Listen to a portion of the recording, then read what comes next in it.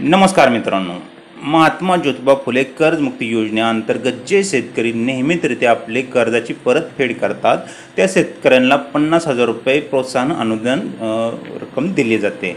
त्यासाठी त्यांची एक KYC केली जाते। KYC केल्यानंतर काही दिवसानंतर त्यांचे पैसे जे आहे त्यांनी दिलेल्या बँक अकाउंटमध्ये जमा होतात।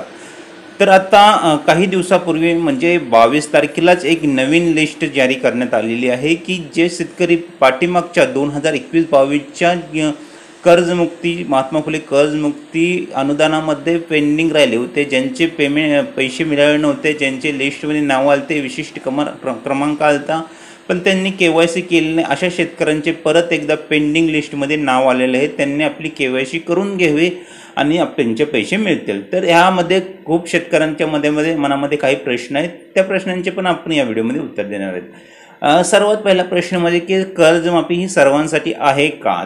तर अजूनही पूर्णपणे कर्जमाफी म्हणजे त्या टायमिंगची कर्जमाफी होती तेच अजून पेंडिंग आहे शेतकरी। त्यामुळे जे नवीन आता धोरण चालू आहे की नवीन कर्जमाफी देण्यात येणार आहे ते यामध्ये नाही, ही गोष्ट लक्षात ठेवा।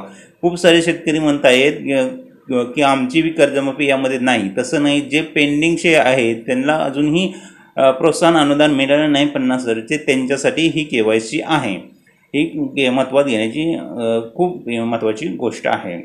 आणि दुसरी गोष्ट म्हणजे कोणाकोणाचे यामध्ये लाव येणार आहे, तर ज्यांना पहिल्यांदा विशिष्ट क्रमांक भेटला होता किंवा असे पण लोकांची नाव येतील ज्यांना कर्जमाफी योजनेसाठी पात्र आहेत पण त्यांना अजूनही त्या योजनेचा लाभ भेटला नाही। तर असे सर्व लोकांची नावे ह्या पेंडिंग लिस्टमध्ये अवेलेबल होऊन जाते। ही पेंडिंग लिस्ट आपल्याला आपल्या नजीकच्या सोसायटी ऑफिस ग्राम लेवलला आपल्या सोसायटी ऑफिसमध्ये किंवा आपल्या नजीकच्या CSC सेंटरमध्ये भेटून जाईल। त्या लिस्टमध्ये आपले नाव चेक करा, नाव असेल तर त्या ठिकाणी आपली KYC करा।